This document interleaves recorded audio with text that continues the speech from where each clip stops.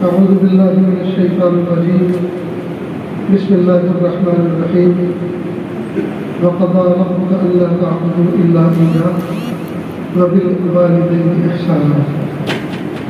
سبحان ربك رب العزة عما يصفون وسلام على المرسلين والحمد لله رب العالمين.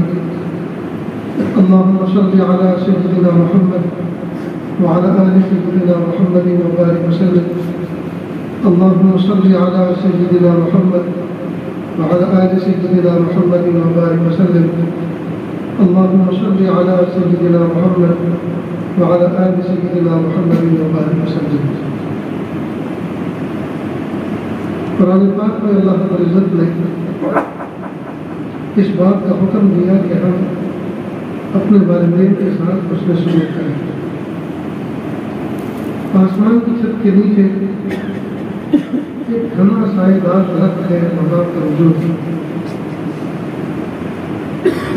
لیکن بچے جہاں ذرا سے سمجھدار ہوئے، جہاں ذرا سے تھوڑے بڑے ہوئے، والدین کی بات کو ماننا اور سمجھتے ہیں، والدین کو اپنے حق میں ظالم سمجھتے ہیں، والدین کو یہ سمجھتے ہیں کہ یہ ہمارے لیے بیگا پابندی لگانے والے ہیں، دوستوں کو اپنا فیصلہ سمجھتے ہیں اور ظلم کی طرف رغبت دلانے والی چیزوں کو اپنے لیے بہتر سمجھتے ہیں.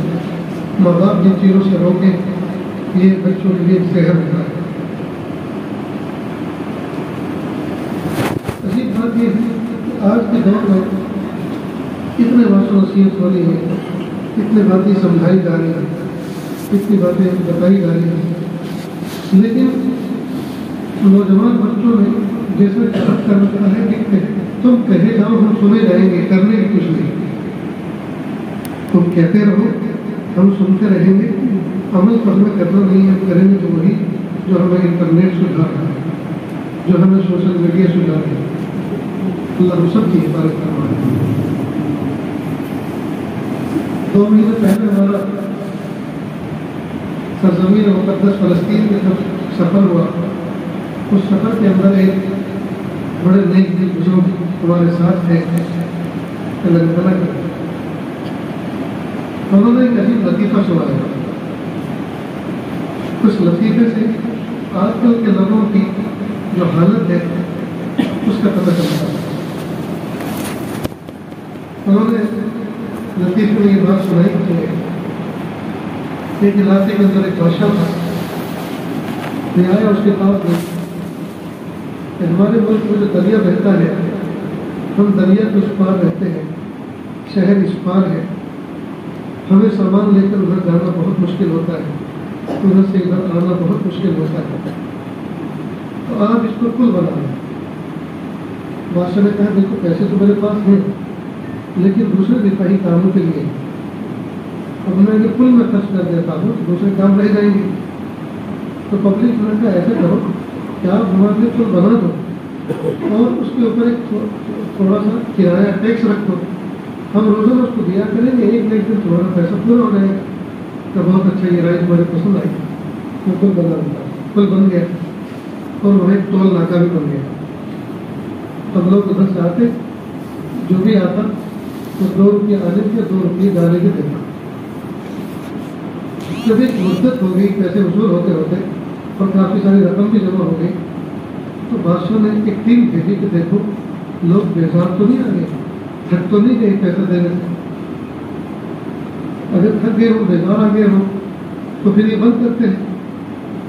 وہ ٹیم وہاں گئی تو کئی دن تک ٹھہری تو نہیں بادشاہ چلا لو، خوشی خوشی سے لوگ کہہ رہے تو ٹھیک ہے تو پھر ایسا کرو جب لوگ بیزار نہیں آئے اور خوشی خوشی دے رہے ہیں تو 5 روپئے آنے کے 5 روپئے جانے کے ٹیکس بڑھا دیا.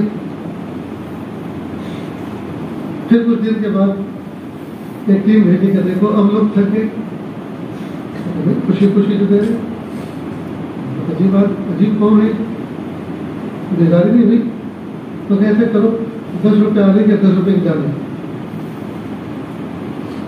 پھر ایک مدت تک وصول ہوتا رہا، خاصی رقم جمع ہو گئی تو پھر اس نے ایک ٹیم بھیجی تو دیکھو لوگ بیزار کو نہیں آ گئے، خوشی خوشی لوگ دے رہے ہیں تو کیسے کرو اب 25 روپے آنے کے 25 روپے جانے کے 2 ڈنڈے میں مارو. چنانچہ یہ کام بھی شروع ہو گیا. ڈنڈا بردار لوگ کھڑے ہو گئے. 25 روپے آنے کے لیے 25 روپے جانے کے 2 ڈنڈے ادھر کے اور 2 ادھر کے. پھر کچھ دن کے بعد میرا دیکھو اب لوگوں میں کچھ احتجاج ہوا ہو, لوگ تھکے ہو, بیزار ہوئے. تو اللہ نے کہا کہ نہیں بادشاہ سلامت, لوگ خوشی خوشی پیسے بھی دے رہے ہیں, ڈنڈے بھی کھا کے جا رہے ہیں. البتہ ڈنڈے مارنے والے کم ہیں, کھانے والے زیادہ ہیں, لہٰذا ڈنڈے بڑھائے جائیں. بالکل یہی, یہ ہے تو ایک لطیفہ, لیکن حقیقت یہی ہے. دنیا کی باتوں کو چھوڑو, اس بارے میں تو ہم نہیں صحیح, لیکن دین کے معاملے میں بھی بات حال یہ ہے کہ بس ایک روٹین کی زندگی گزر رہی ہے. نماز پڑھ لیتے ہیں, سلام پھیر کے چلے جاتے ہیں, دعائیں کر لیتے ہیں, لیکن نہ نماز پڑھنے سے پہلے رغبت و شوق, نہ نماز پڑھنے کے بعد کوئی بشاشت, جی نہ کوئی انبساط, نہ کوئی فرحت. اللہ تعالیٰ کی فریضے ادا کرنے پر ایک خاص قسم کی خوشی, اور آئندہ ذوق و شوق کے ساتھ آمد کا انتظار. جو نصیحتیں بتائی جا رہی ہیں, نہ ان نصیحتوں پر عمل کا کوئی جذبہ, نہ عمل کرنے کا کوئی داعیہ, نہ کوئی شوق, اور اگر عمل کر رہے ہیں تو اس پر کوئی خاص قسم کی فرحت کہ ہمیں کچھ اور بھی کرنا چاہیے. یہ ایک عجیب غریب قسم کی بے حسی پورے معاشرے پر تاری ہے. ہم اپنی دعاؤں کے اندر جہاں ہم رزق مانگتے ہیں, اللہ سے عزت مانگتے ہیں, وہاں یہ بھی تو مانگیں کہ پیارے اللہ عمل کا ذوق و شوق عطا کریں. یہ بھی تو اللہ سے مانگیں.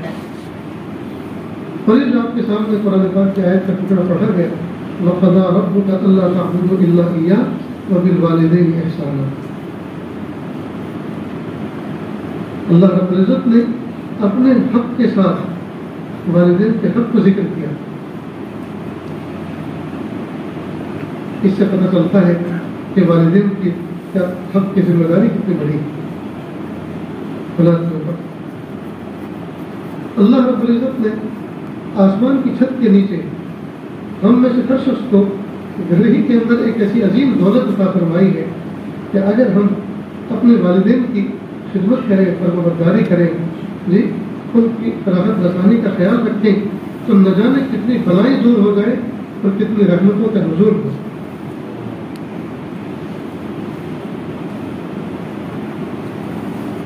کتنے رحمتوں کا نزول. لیکن دوستو ہم بے حس ہو گئے.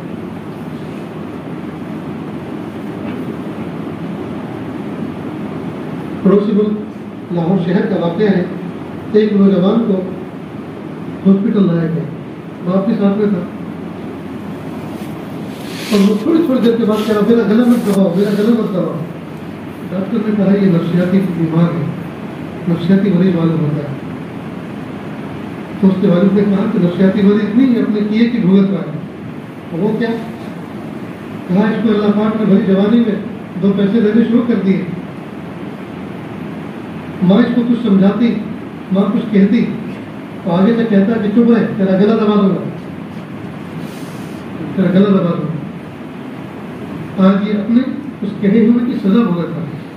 ایسی بیماری مبتلا ہوا ہے کہ تھوڑی تھوڑی دیر کے بعد کہتا میرا گلا مت دباؤ, میرا گلا گھٹ جائے گا, مت دباؤ.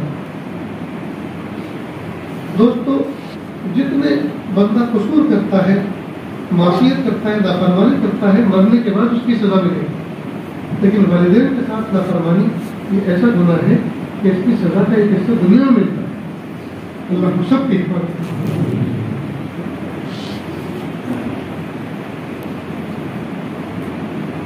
میرے استاد محترم حضرت مولانا قاری منور حسین صاحب رحمۃ اللہ علیہ جب میں فارغ ہوकर فلاح ادارے سے اپنے وطن گیا تو ہاتھ پکڑا اور کہنے لگے کہ بیٹا قیامت کے دن اگر اللہ رب العزت نے مجھ سے پوچھا کہ کیا لائے ہو, تو میں تمہارا ہاتھ پکڑ کے اللہ کے سامنے پیش کر دوں گا لا رہا.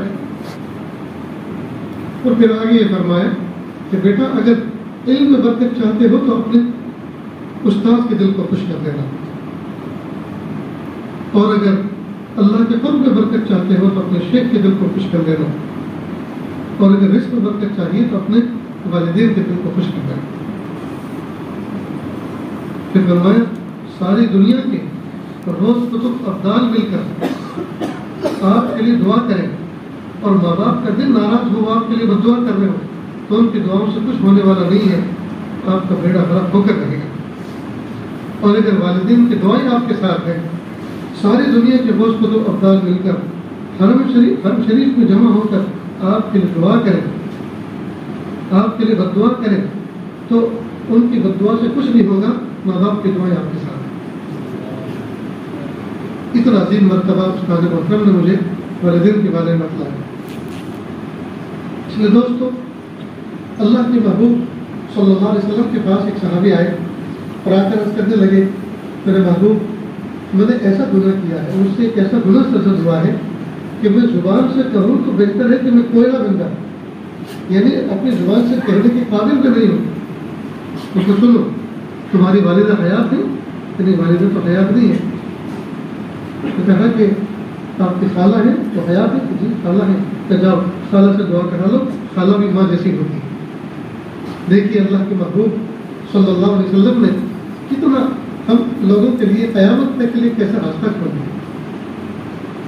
اگر محبوب صلی اللہ علیہ وسلم اس کے گناہ پر مغفرت کی دعا کر دیتے تو اس کا تو کام بن گیا، ان کا تو کام بن گیا، لیکن ہمارے لیے تو راستہ نہ کھلتا۔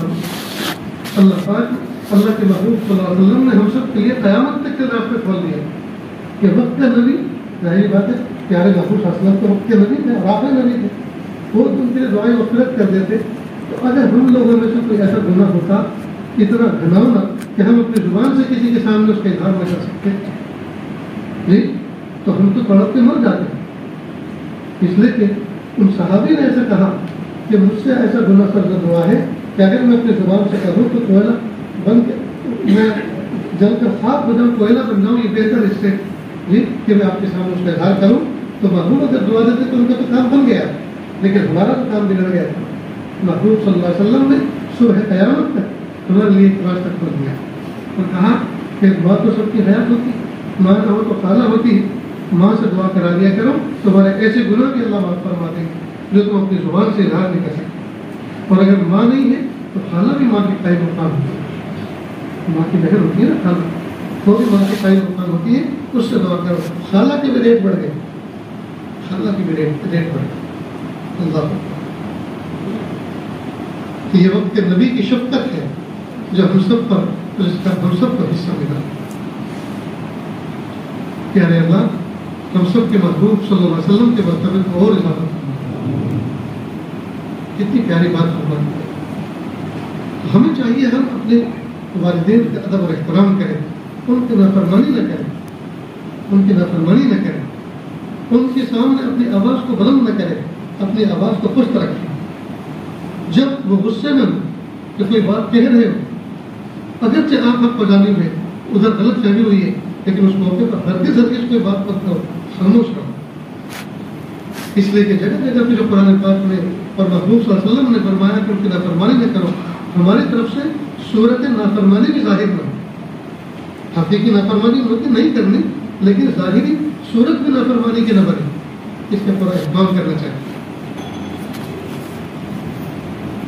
اللہ کے محبوب صلی اللہ علیہ وسلم نے ایک مرتبہ ایک واقعہ ذکر کیا، صحابہ کرام بیٹھے ہوئے تھے کہ تم سے پہلی امت میں 3 شخص سفر پہ جا رہے تھے،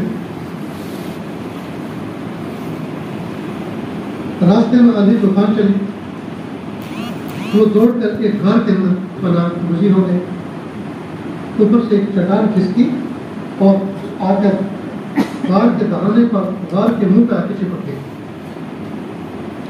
باہر جانے کا راستہ بند۔ اب ان تینوں نے مل کر زور کوشش کی کہ دھکا دے اس کو کھسکا دے، لیکن وہ تو نکل چٹان تھی، ان تینوں سے کھسک نہیں سکی۔ اب ان لوگوں کو اپنی موت نظر آنے لگی تھی کہ ہم تو ایسے تڑپ کے مر جائیں گے، نہ یہاں ہمارے کوئی داد رسی کو پہنچ سکتا ہے، اور کوئی اکا دکا اگر ہوگا بھی تو وہ اکیلا کیا کر سکتا ہے، ہمیں نہیں جیتے جی مر جانا۔ تو تینوں نے مشورہ کیا، بھائی زندگی میں جس نے بھی کوئی نیک عمل اللہ کے لیے کیا ہو، اس عمل کو اللہ کے سامنے پیش کرو، اس کو واسطہ بنا کر اللہ سے دعا کرو۔ چنانچہ ان میں سے ایک نے اپنا عمل پیش کیا، پیارے اللہ میں بکریاں چلاتا تھا، ایک مرتبہ بکریاں چلاتے چلاتے دور نکل گیا، دیر ہو گئی۔ میرا معمول یہ تھا کہ پہلے گھر میں آنے کے بعد بکریوں کا دودھ دو کر اپنے بوڑھے ماں باپ کو پلاتا، پھر اپنے بیوی بچوں کو پلاتا تھا۔ ایک مرتبہ میں دور نکل گیا اور واپس آنے میں لیٹ ہو گیا، گھر تاخیر ہو گئی تو بوڑھے ماں باپ سو چکے۔ میں نے دودھ نکالا، میرے بچے بھنک رہے، تڑپ رہے تھے، بھوکے رہے، لیکن میں اپنے ماں باپ کے سراہنے گیا اور ان کے بیدار ہونے کا انتظار کرتا رہا یہاں تک کہ صبح نمودار ہو گئی، صبح صادق ہو گئی، وہ اٹھے، ان کو دودھ پلایا۔ اس کے بعد میں اپنے بچوں کو پلانا گیا تو وہ سو چکے تھے۔ کہہ رہے اللہ، اگر یہ عمل میں نے صرف آپ کی رضا کے لیے، آپ کی خوشنودی کے لیے کیا تھا کہ اللہ ہم مصیبت میں گرفتار ہو گئے، آپ اس چٹان کی بلا کو ہم سے ہٹا دیجیے تاکہ ہم نکل جائیں۔ چٹان تھوڑی سی کھسکی لیکن اتنے نہیں کہ وہ نکل گئے۔ دوسرے بندے نے کونے میں دل کے اندر اللہ تعالیٰ سے مناجات شروع کی اور کہا پیارے اللہ، میری ایک چچا بہن تھی، چچا کی لڑکی تھی، بہت خوبصورت تھی، مجھے اس سے محبت تھی اور میرا غلط ارادہ اس کے ساتھ۔ ایک مرتبہ وہ کسی مجبوری میں کچھ پیسے قرض لینے کے لیے مجھ سے آئے تو میں نے کہا میں پیسے تو دوں گا لیکن میرے ارادے کی تکمیل بھی تجھے کرنے دینی ہوگی۔ وہ مجبور تھی۔ جب میں اپنے غلط ارادے کی تکمیل کے لیے اس کے قریب گیا تو اس نے ایک لفظ کہا اتق اللہ، اللہ سے ڈر، اللہ سے ڈر۔ جب اس نے کہا اتق اللہ تو میرے باطن کے اندر کہ اللہ آپ کے تقوی کا، آپ کے خوف کا، ڈر کا ایک سبب بن گیا۔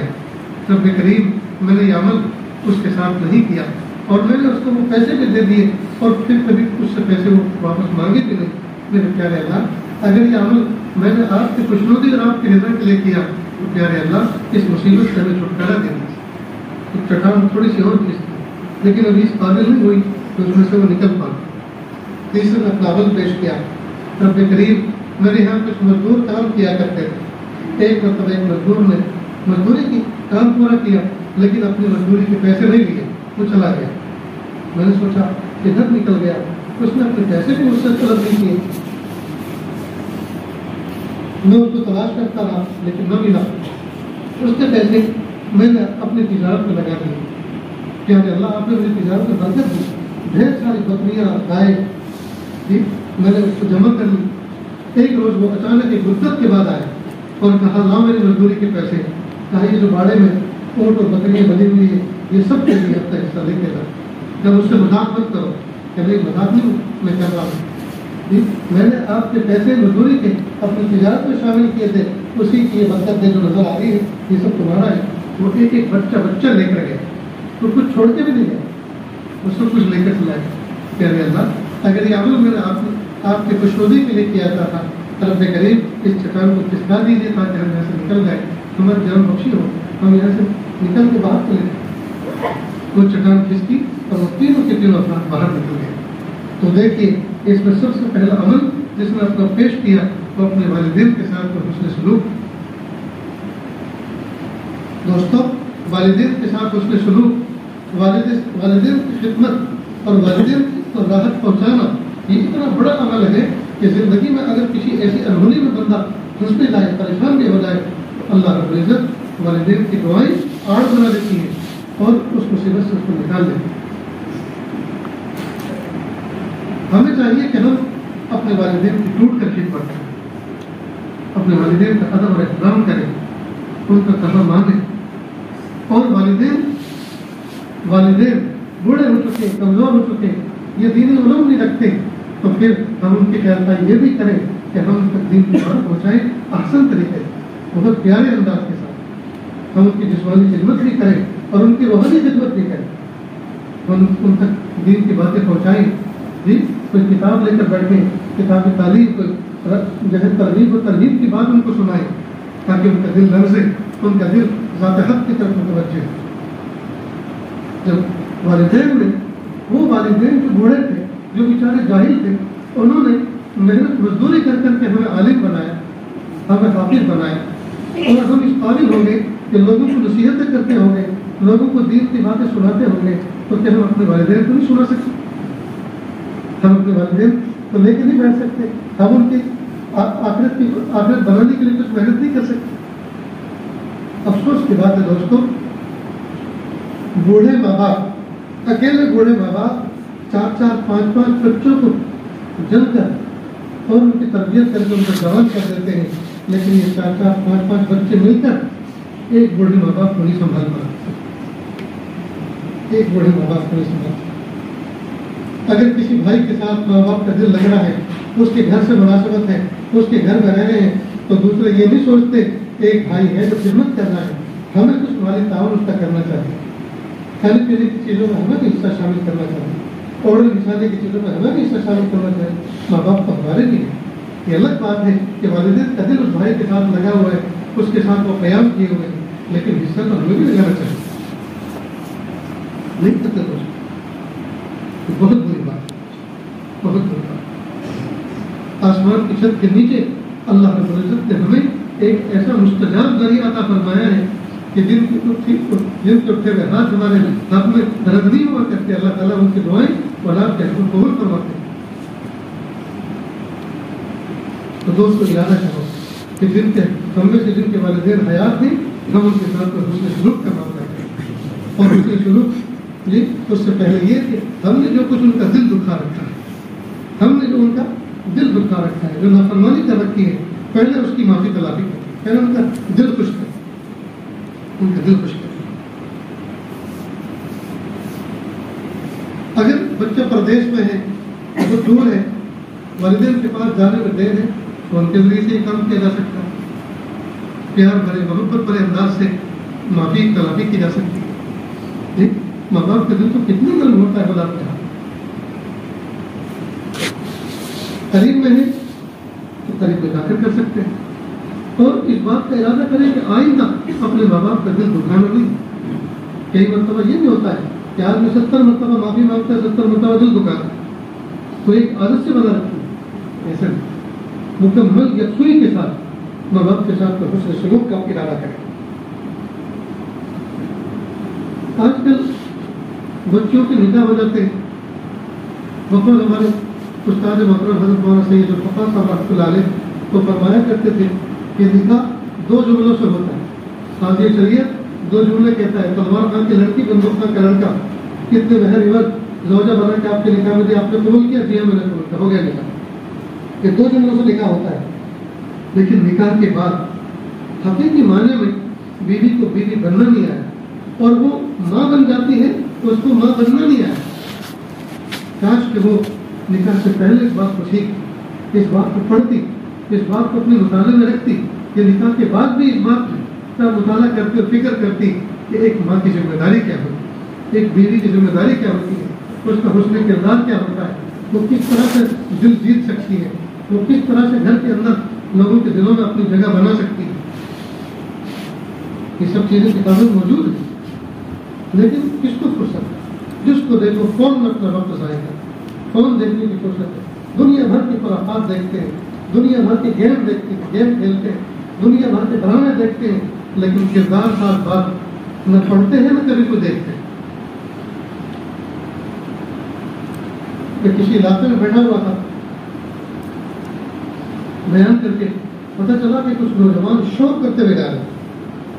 میں نے کھڑکی سے جا کر دیکھا کہ ہر ایک کے ہاتھ میں جھنڈے ہیں، ہر ایک کے سر پہ خاص رنگ کی پگڑیاں ہیں، اور حالانکہ اہل اسلام کا محلہ تھا۔ یہ کیا ہے؟ کہا یہ لڑکے اپنے دلہا دوست کے ساتھ لڑکی لینے کے لیے، اس کی بیوی لینے کے لیے اس کے گھر پہ جا رہے ہیں۔ میں نے کہا یہ اس کی بیوی کو لینے کے لیے جا رہے ہیں کہ چڑھائی کرنے جا رہے ہیں؟ یہ جھنڈا بردار تمہارا جو قافلہ ہے یہ کیا ہے؟ تو کہا کہ یہ پڑوسی ملک کے ڈرامے اس طرح کے چل رہے ہیں، اور اس طرح وہ جاتے ہیں تو ان کو دیکھ دیکھ کر یہ بھی سیکھتے ہیں۔ دوستوں اس فون سے اور یوٹیوب سے اور سوشل میڈیا سے کتنے پہلو ایسے ہیں جس کی وجہ سے ہماری معاشرت تمام برباد ہوتی ہے۔ اب بتائیے یہ لڑکے یہ اوباش قسم کے کسی شریف گھرانے پر جائیں گے اور وہاں سے اس کی دلہن وہ اپنے دلہے کے ساتھ آئے گی، تو کیا وہ اس اوباش زمرے کے ساتھ میں ایک شریف زادی جانا پسند کرے گی؟ ہونا تو چاہیے اس کو یہ کہہ دے کہ پہلے اس خرافات کو ختم کرو، کہ ان کو روانہ کرو اپنے گھر پر، میرا نکاح تمہارے ساتھ ہوا، ان کے ساتھ تھوڑی ہو، ان کے ساتھ میں کیوں جاؤں؟ لیکن نہیں، قافلوں کی شکل میں جاتے ایسے ہو گئے دلہار، ایسے ہو گئے دلہنے. غیرت نام کی کوئی چیز نہیں رہی. غیرت نام کی کوئی چیز نہیں. میرے بھائی کو دین کو سیکھیں، دین کو سمجھیں، اہل اللہ کی صحبت اختیار کریں، کتابوں کو پڑھیں. ہر عمل کو کرنے سے پہلے اس عمل کا احسن طریقہ انجام دینے کا کیا ہے تو اپنے اسلاف سے پوچھیں، اپنے بڑوں سے پوچھیں، مفتیان کرام سے پوچھیں. مجھے نکاح کرنا ہے تو احسن طریقہ نکاح کرنے کا کیا ہے، افضل طریقہ کیا ہے. اللہ کے محبوب صلی اللہ علیہ وسلم کے زمانے میں نکاح کس طرح ہوا کرتے تھے؟ ان کے یہاں بھی تو بچے تھے، ان کے بھی تو نکاح ہوئے ہیں. انہوں نے کس طرح سے کیے؟ وہی انہی کی زندگی تو ہمارے لیے، انہی کی حیات طیبہ تو ہمارے لیے اسوہ قدوہ اور نمونہ ہے. وہ نمونہ ہمارے سامنے آپ پیش کریں. کون پوچھتا ہے دوستو؟ کوئی. کچھ نوجوان بچے ہمت کرتے ہیں تو ماں باپ پاڑے آ جاتے ہیں اور کہتے ہیں خبردار چپ رہے، تو بھی کماتا نہیں ہے، تجھے کچھ پتہ نہیں ہے دنیا میں کیا ہوتا ہے، ہم جو کریں گے وہ کرنا پڑے گا. چنانچہ یہ بچہ کئی مرتبہ وہ سب کرتا ہے جو ماں باپ کہتے ہیں. اس نے عملی پہلو اپنا اتنا مضبوط نہیں بنایا ہوتا کہ یہ ماں باپ کے سامنے اگر دو بات کہے شریعت کی تو ماں باپ سر تسلیم تم کرنے کو تیار ہو گئے کہ ہاں بیٹا تم نے دین پڑھا ہے، ہم نے بچپن سے تمہیں دیکھا کہ تم دین پر عمل کر رہے ہو، تم متقی ہو. جی یہ بچہ آگے کہہ تو سکتا ہے امی ابا آپ جو کچھ کرنے جا رہے ہیں وہ چیز ٹھیک نہیں ہے. دیکھو میں نے دین کا علم حاصل کیا، کل میں ممبر پر بیٹھ کے لوگوں کو دین کی باتیں سکھاؤں گا، کل میں دین لوگوں کو سمجھاؤں گا کہ ساتھی کے ساتھ اس طرح سے نکاح کیا جاتا ہے. جی اور نکاح کی سنت یہ ہے، کل میں سمجھاؤں گا. لیکن میرا نکاح اس طرح سے ہوا ہوگا تبھی تو میں اس قابل بنوں گا کہ میں لوگوں کے سامنے کہہ سکوں. جب میں نہیں کروں گا اور آپ اس طرح سے نہیں کریں گے جیسے شریعت نے کہا ہے تو میں کل کس منہ سے بات کروں گا؟ میں ساری باتیں کہوں گا لوگوں کے سامنے، لیکن جب نکاح کی بات آئے گی تو نہ جانے کتنے لوگ کھڑے ہو جائیں گے کہ مولوی صاحب اپنی زبان خاموش کرو. جب تمہارا نکاح ہوا تو ہم نے دیکھا کہ ہمارے پاس مووی موجود ہے، فوٹو موجود ہے، ہمارے پاس ایویڈنس موجود ہے، ریکارڈ موجود ہے. تم نے تو سارے شوق پورے کیے تھے اور آج جب ہماری باری آئی ہے تو تم ہمیں فتوے سنا. تو جب یہ بچہ اپنے ماں باپ کے سامنے اپنی باقاعدہ زندگی گزار کر یہ بات کہے گا تو آخر ماں باپ بھی تو عقل و فہم رکھتے ہیں، وہ بھی تو سمجھے گا. تو بہت سارے نوجوان بچے اول تو چلنے کے لیے تیار نہیں اور کچھ ہمت بھی کرتے ہیں تو ماں باپ کے سامنے سرنڈر کر جاتے ہیں. اور وہ اس لیے سرنڈر کرتے ہیں کہ خود اپنا عملی پہلو مضبوط تو نہیں کیا، اپنا عملی پہلو مضبوط کیا ہوتا، تقوی کے ساتھ زندگی گزاری ہوتی، ماں باپ کی بات مانی ہوتی تو یہ بھی تو کہتے امی ابو میں ہر موقع پہ آپ کی بات کو مانا ہے. اور آج آپ سماج کی بات کو ماننے کے لیے ایسا کام کر رہے ہیں جو اللہ کے رسول کو ناپسند ہے. لہٰذا آج ایک بات مجھے سن لیجیے، میں اس طرح سے نکاح کرنا نہیں چاہتا جس طرح سے لوگ کر رہے ہیں، جس طرح دھوم دھڑاکی کے ساتھ، شور شرابے کے ساتھ، رسم و رواج کے ساتھ ہو رہے ہیں. امی پلیز آپ میری بات مان لو، زندگی بھر میں تمہارے لیے دعا کروں گا اس لیے کہ یہ عمل میرا ایک نمونہ بنے گا. نہ جانے کتنے لوگ اس نمونے پر چلے گئے، نہ جانے کتنے لوگ اس نمونے پر چلے. بہرحال بات تو یہاں سے نکلی تھی کہ جو بچیاں نکاح کرتی ہیں انہوں نے نہ بیوی بننا سیکھا نہ ماں بننا سیکھا. جی اگر وہ ماں کا کردار نبھاتی اور بچوں کی بہترین تربیت کرتی، یہ بچے مجانے زندگی میں ان کی نافرمانی کرتے. اور ماؤں نے تو کیسے کیسے کردار دکھائے، جی کتابوں میں واقعات موجود ہیں، ماؤں نے کیسے کیسے کردار دکھائے. امام غزالی رحمۃ اللہ علیہ، احمد غزالی اور محمد غزالی دو بھائی تھے. دونوں کی والدہ نے ایسی ان کی تربیت کی جیسے کوئی شیخ کامل اپنے مریدوں کی کیا کرتا ہے، ایسی تربیت کرتا تھا. ایک بھائی عالم تھے، بڑے تھے، مسئلے مسائل بتا. ایک بھائی امام تھے، مسجد نماز پڑھایا کرتے تھے. ایک جو ہے مسئلے مسائل بتایا کرتے تھے. لیکن عجیب بات ہے ایک بھائی کے پیچھے دوسرے بھائی نماز نہیں پڑھتے تھے. تو جو بھائی امام تھے انہوں نے اپنی والدہ سے شکایت کی کہ امی ہمارے چھوٹے بھائی جو ہیں کہ ہمارے پیچھے نماز نہیں پڑھتے تو آپ ذرا ان کو نصیحت کریں. یہ بات تو خود بھی کہہ سکتے تھے لیکن خود بھی والدہ سے کہنا. والدہ نے کہا بیٹا کیوں تم بھائی کے پیچھے نماز نہیں پڑھتے، نماز پڑھا کرو. اچھا غالب المغرب کی نماز کا وقت تھا، پیچھے آ کر کھڑے ہو گئے. سارے لوگ بڑے خوش ہوئے کہ آج تو چھوٹے میاں بھی آگے بڑے میاں کے پیچھے نماز پڑھنے کے لیے. اور دھمکیوں سے اشارہ کرنے لگے کہ آپ سے یہ بھی آئے گی جناب. خیر نماز کی نیت باندھی, پہلی نماز مکمل کی انہوں نے, پہلی رکعت, اور جیسے دوسری رکعت شروع ہوئی نیت توڑ کے نکل گئے, الگ سے نماز پڑھی. اب دائیں بائیں کے لوگوں کو احساس تو ہوگا تو یہاں سے کوئی نکل کر گیا ہے, اور جب دیکھا کہ وہی جناب تھے جو آج پہلی مرتبہ آئے تھے, تو لوگوں نے اور زیادہ کسر کی, آپس میں باتیں کی. امام صاحب کو بھی احساس ہو گیا, بڑے بھائی کو بھی احساس ہو گیا, جب چھوٹے بھی نکل کر گئے. اب وہ گھر پر آئے, بڑے رنجیدہ تھے کہ امی جان اگر زندگی بھر نہ پڑھتے تو مجھے کوئی پرواہ نہیں, آج پڑھی اور ایسی عجیب و غریب پڑھی کہ ایک رکعت میرے پیچھے اور باقی الگ. ماں نے بلایا, بیٹا تم نے ایسی حرکت کیوں کی؟ بھائی نے کہا امی جان پہلی رکعت میں نے جب امام صاحب کی ابتدا کی میں نے دیکھا کہ امام صاحب کا دل اللہ کی طرف متوجہ ہے, لیکن جب دوسری رکعت میں قرات شروع کی تو میں نے دیکھا کہ ان کا دل تو اللہ کی طرف متوجہ نہیں ہے. تو میں نے سوچا کہ امام بھی کا دل اللہ کی طرف متوجہ نہیں ہے تو ایسے امام کے پیچھے نماز پڑھنے کا فائدہ کیا؟ تو میں نے الگ سے سکون سے نماز پڑھی.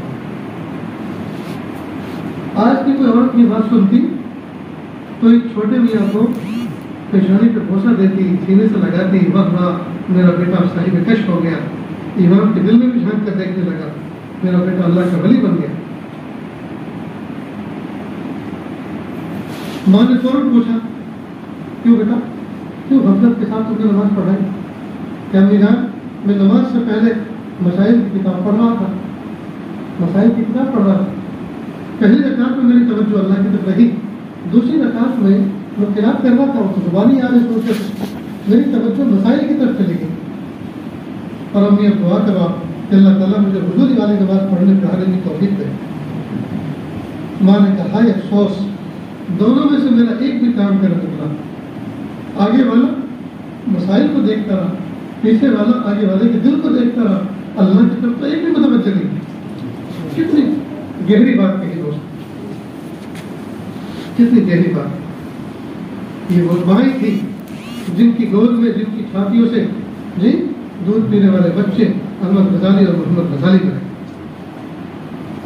اللہ کرے یہ جو میری ماں بہنیں ان آوازوں کو سن رہی ہیں وہ بھی اپنے آپ کو باکردار بنائیں, اور اللہ تعالیٰ سے یہ چیز مانگیں کہ ارے اللہ اولاد کی تربیت کے لیے جو احسن طریقے ہیں کہ اللہ وہ سجھا دیجیے, کہ اللہ ہمیں خود باعمل ماں بنا دیجیے, باعمل باپ بنا دیجیے, کہ اللہ ہماری بدعملی کا اثر ہماری اولادوں پر ظاہر ہو. جب بچے گود میں پلتے ہیں, بڑھتے ہیں, دودھ پیتے ہیں, اس وقت تو والدہ کو بہت زیادہ احتیاط کے ساتھ زندگی گزارنی چاہیے, بہت زیادہ احتیاط کے ساتھ زندگی گزارنی چاہیے. اور جنہوں نے اس دور کے اندر اپنے آپ کو سنوارا اور محنت کی, اللہ پاک نے ان کی محنتوں کو ضائع نہیں کیا. خواجہ قطب الدین بختیار کاکی رحمۃ اللہ علیہ چھوٹے سے بچے تھے, جب پیدا ہوئے تو ان کے والد نے یہ ارادہ کیا میں اپنے بچے کے لیے ہمیشہ حلال کما کر لا کے دوں گا, حرام اور مشتبہ چیز سے جی اپنے آپ کو بچاؤں گا, اور اپنے گھر کو ایسی روزی سے بچاؤں گا جو حرام اور مشتبہ ہو. میں اپنے بچے کی حلال روزی سے اس کی تربیت کروں گا. جسمانی ماں نے ارادہ کیا میں اپنے بچے کا ایمان بناؤں گی, یقین بناؤں گی کہ کرنے والی ذات اللہ. اللہ کی شان جب یہ بچہ تھوڑا بڑا ہوا, سمجھدار ہوا, والدہ نے اس بچے کو پڑوس کے ایک محلے میں کسی گھر کے اندر طے کر دیا کہ بچہ یہاں تجھے قاعدہ پڑھنا. میں نے اس کا راستہ بتا دیا اور وہاں جاتا اور پڑھ کے کچھ گھنٹے کچھ وقت گزارنے کے بعد واپس آتا. ادھر والدہ روزانہ کوئی نہ کوئی چیز تیار کر کے پکا کے ایسی جگہ رکھ دیتی تاکہ بچہ آسانی کے ساتھ تلاش کرے تو اسے مل جائے. اب بچہ واپس لوٹتا, کہتا امی مجھے بھوک لگ رہی ہے. کہا بیٹا دیکھو ہم تو اللہ تعالیٰ سے مانگ کر کھاتے ہیں, تم بھی اللہ تعالیٰ سے مانگو. امی بھی اللہ سے کیسے مانگو؟ تو چھوٹا سا ایک مسلح بچھا دیتی, کہتے بیٹا یہ چھوٹے چھوٹے ہاتھ اٹھاؤ اور اللہ سے کہو اللہ جی بھوک لگ رہی ہے, اللہ جی روٹی دے دو, اللہ جی کھانا دے دو, اللہ جی بھوک لگ رہی ہے, اللہ آپ کریم ہے, آپ رحیم ہے. چل دعا کر جو مجھے سکھا دی. پھر کہتے اب ان ہاتھوں کو اپنے چہرے پہ پھراؤ اور تلاش کرو, اللہ بہت غفور رحیم ہے, اللہ کریم ہے, اللہ تعالیٰ نے کھانا آپ کے لیے بھیج دیا. اور بچہ تلاش کرتا آسانی کے ساتھ اس کو مل جاتا. اس طرح سے ایک معمول بن گیا. ایک روز والدہ کسی پڑوسن کے پاس جا کر بیٹھی اور بات کچھ ایسی لمبی چلی کہ وہ ٹائم اوور ہو گیا. جو وقت بچے کے آنے کا وہ زیادہ ہو گیا. تو اس والدہ کی توجہ جب وقت کی طرف گئی تو ایک آدمی کی پڑوسن نے کیا بات ہے, کیا تکلیف ہے, کیا میرے بچے کے آنے کا وقت ہو گیا اور میں اس کی تربت تربیت کے ایک مرحلے سے گزار رہی ہوں اور ہائے آج کیا ہوگا. بس یہ کہتے فوراً گھر سے نکل گئی. جیسے گھر پر گئی اب راستے میں آنسو بھا رہی ہے, رو رہی ہے, پیارے اللہ میری محنت کو ضائع نہ فرمائے, میرے پیارے اللہ میری لاش کو رکھ لی. اللہ جی میں ایک محنت کر رہی ہوں, آج جب بچہ گھر میں آئے گا اور آج تو میں کھانا بنا کے چھپا نہیں سکی, جب وہ آئے گا دعا کرے گا اور تلاش کرنے پر نہیں ملے گا تو وہ سوچے گا اللہ وہ ہے جو دیتے بھی ہے اور کبھی نہیں بھی دیتے. تو اس کے دل پر اعتماد سے ٹھیس پہنچے گی, میرے پیارے اللہ لاج رکھے.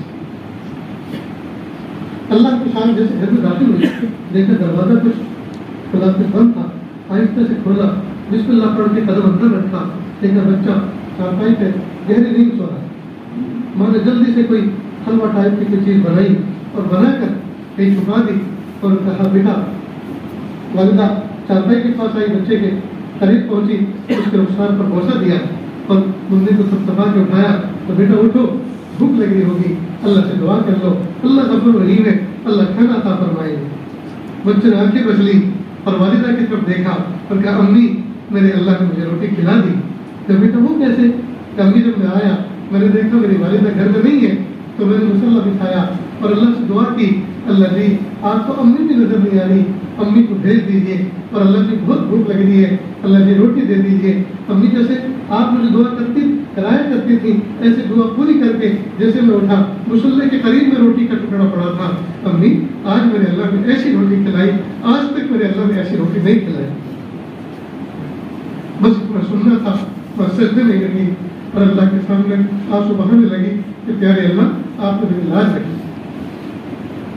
یہی بچہ آگے چل کر خواجہ قطب الدین بختیار کاکی بنا جو مغل بادشاہوں کا شیخ بنا کے چلا. اللہ رب العزت نے کیا مقام بلند عطا فرمایا, لیکن کس کی محنت تھی؟ ماں کی محنت. تو ماؤں کو بھی چاہیے کہ وہ ماں کردار بنے, اور ایسی ماؤں کی ماتحتی میں پلنے والے پڑھنے والے بچوں کو بھی ہدایت دی گئی ہے کہ وہ ماں باپ کا احسان مانیں, ماں باپ کے ساتھ دوسرے سلوک کریں, ان کی خلاف ورزی نہ کریں, اور ماؤں کی ہوائیں, ماؤں کی دعائیں جنت کی ہوا ہوا کریں. ماں کی دعا جنت کی ہوا ہوا کریں. اس لیے دوستوں ارادہ کر لو, آج تک جو کچھ نافرمانی کی ہم اللہ تعالیٰ سے سچے دل سے معافی مانگ لیں, پیارے اللہ آپ نے معاف کر دیجیے, اور والدین سے اپنی معافی یہ طلب کر لیں کہ امی ابا مجھے معاف کر دیجیے, میں جوان ہو گیا, میں خود بچے والا ہو گیا, اور آج تک میں آپ کے حق کو نہ پہچان سکا, آپ کے ادب کو نہ پہچان سکا, آپ کے مقام اور مرتبے کو نہ پہچان سکا. امی ابو مجھے معاف کر دیجیے. کتنے خوش قسمت ہوتے ہیں جو بچے اپنے ماں باپ سے جیتے جی دنیا میں اپنا معاملہ صاف کرتے ہیں اور ان کی دعائیں اپنے لیے شامل حال کرواتے ہیں. دوستو اس کا اہتمام کریں.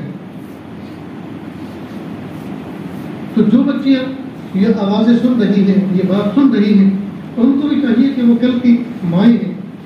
اگرچہ آج وہ ابھی تک ان کا نکاح نہیں ہوا, لیکن ان مرحلوں سے ان کو گزرنا ہے, تو وہ ابھی سے اپنی زندگی میں اس بات کی مشق کریں اور اللہ تعالیٰ کی طرف لو لگا کر اس بات کو اللہ سے مانگیں کہ میرے پیارے اللہ آپ نے ایک نسوانی صفت مجھے دے کر رب کریم میرے ساتھ بہت بڑی ذمہ داریاں لگائی ہیں. پیارے اللہ میں کمزور سی ایک ذات ہوں, میں ان ذمہ داریوں کو نہیں نبھا سکتی. میرے پیارے اللہ جس وقت جو ذمہ داری میرے ذمہ آئے کہ اللہ اس کا آسن طریقہ اس ذمہ داری کا نبھانے کا مجھے عطا فرما, اور اس زمانے کا بہترین فرد بنا کے مجھے قبول کرنا. اگر میں بیوی بنوں تو بہترین فرد بن کر بیوی بنوں, بیوی کا بہترین فرد بنوں. اگر میں ماں بنوں تو ماں کا بہترین فرد بن کر کردار ادا کروں. اگر میں نانی دادی بنوں تو نانی دادی کا بہترین فرد بن کے اپنا کردار ادا کروں. یہ چیز ہمیں اللہ سے مانگنی چاہیے. ہم اپنی بچیوں کو سکھائیں, سکھائیں یہ مضمون کہ وہ اللہ تعالیٰ سے یہ مانگیں. ابھی سے محنت کریں گے, کوشش کریں گے تو انشاءاللہ وہ مقام آتے آتے اللہ رب العزت ہماری دعاؤں کو مستجاب فرمائے. ہمارے دعاؤں کو قبول فرمائے. اور دوستو یہ جو ہمارے اوپر بے حسی سی کاری ہے جو میں نے بیٹھتے کے ساتھ ایک لطیفے کی شکل میں آپ کے سامنے پیش کی، اس بے حسی کو دوستو دور کریں. یہ جو پوری فضائیں مصنوع ہو چکی ہے، پوری فضا مصنوع، جیسے مثال کے طور پر آپ مسجد کے حرم میں بیٹھے جماعت خانے میں بیٹھے، ٹھیک ہے، اگر یہاں انٹرنیٹ چالو کریں، انٹرنیٹ یعنی فون میں چالو کریں تو فون ایک ریسیور ہے، ریسیو کرنے والا ایک آلہ ہے. تو اس مسجد کے حرم میں، اس مسجد کے جماعت خانے کے اندر وہ مصنوع فضائیں داخل ہیں. اگر ہم ریسیو کریں گے تو بری بری چیزیں اس پہ دکھنی شروع ہو رہی ہیں، انٹرنیٹ کی بدماشیں جھاگی آنی شروع ہو رہی ہیں. اور تو اور آپ حرم پاک میں بھی اگر فون کو چالو کریں گے تو وہاں بھی آنی شروع ہو رہے ہیں. معلومات پوری کی پوری فضا مصنوع ہو چکی ہے. تو جب شہر اتنا پھیل چکا ہو اور فضا اتنی مصنوع ہو چکی ہو تو اس کے مقابلے کے لیے ہمیں کتنا کچھ کرنا پڑے گا، ہمیں کتنا تقویٰ اختیار کرنا پڑے گا، ہمیں اللہ تعالیٰ کی طرف کتنا رجوع اختیار کرنا پڑے گا. اس کے بارے میں کچھ نہ سوچیں، یہ بھی تو تاکہ کمپیئر کریں. ہم یہ سوچ رہے ہیں کہ بس ہم نے سفید کپڑے پہن لیے، روزہ رکھ لیا، پھر تلاوت کر لی، کچھ صبح شام کے بیانوں میں شرکت کر لی، تعلیم حاصل کر لی، ہم نے جو ہے زندگی کا حق ادا کر دیا اور بس اتنا کافی ہے. اس سال بھی اور گزشتہ سال بھی اس عازم نے اپنے ساتھیوں کو گواہ بنا کر مکہ مکرمہ میں مینا کے اندر جبل اولا سے لے کر جبل عقبہ تک یہ 3 شیطان کے جو پلر بنے ہوئے ہیں مینا کے اندر، پہلے کو جبل اولا کہتے ہیں، دوسرے کو جبل وسطیٰ کہتے ہیں، اور سب سے آخری کو بڑا شیطان بھی کہتے ہیں اور جبل عقبہ بھی کہتے ہیں. تو پہلے دن صرف بڑے شیطان کو رمی کرنی ہوتی ہے. تو مینا سے جب آتے ہیں تو پہلا ملتا ہے، پھر درمیانی ملتا ہے اور پھر بڑا ملتا ہے. تو پہلے دن ان کے پاس سے گزرنا ہوتا ہے، رمی کرنی نہیں ہوتی، بڑے شیطان کا رمی کرتے ہیں. تو میں نے گھڑی میں دیکھا اور اپنے ساتھی کو گواہ بنایا کہ بھائی کتنا بجے آئے تھے. میں نے کہا دیکھو کنٹینیو یہاں سے چل رہے ہیں اور آخری جبلے پہ جب پہنچیں گے اس وقت مجھے بتانا 8 یا 9 منٹ، مشکل سے 8 سے 9 منٹ ان کو لگے وہاں تک جاتے ہیں. پھر ہم نے جواب کر لی، ساتھ کر دیا، پہلے دن بعد بھی پھر میں نے اپنے ساتھی کے سامنے اپنا ایک سبق سنایا. تو دیکھو سیدنا ابراہیم علیہ السلام نند اسماعیل علیہ السلام کو لے کر چلے ذبح کرنے کے لیے، اللہ کا حکم کا خواب تھا اس کو پورا کرنے کے لیے. اور یہ جو 3 شیطان ہیں، 3 جگہوں پر سیدنا ابراہیم علیہ السلام کو شیطان نے بیٹھایا ہے.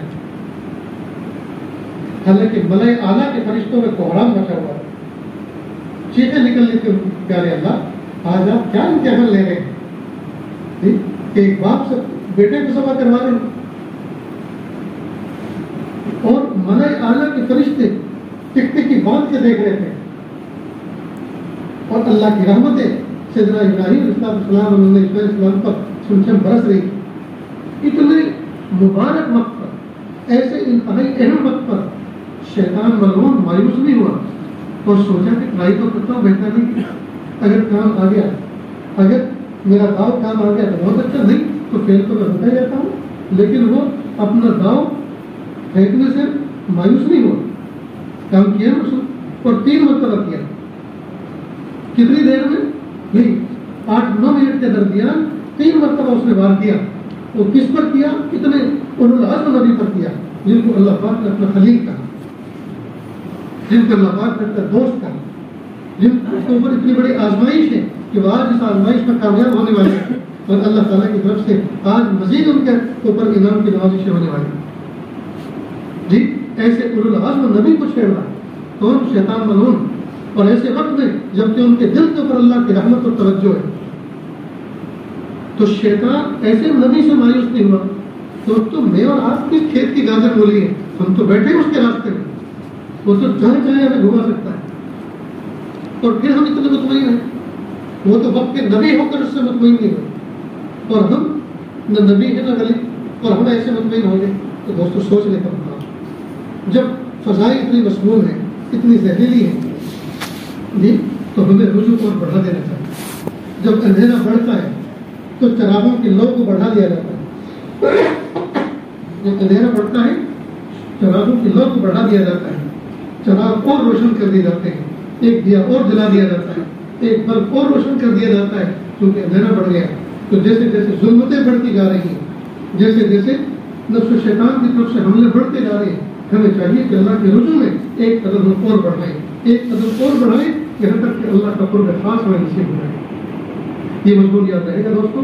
اللہ تعالیٰ کے سننے سے زیادہ عمل کی توفیق عطا فرمائے۔ وآخر دعوانا ان الحمد للہ رب العالمین۔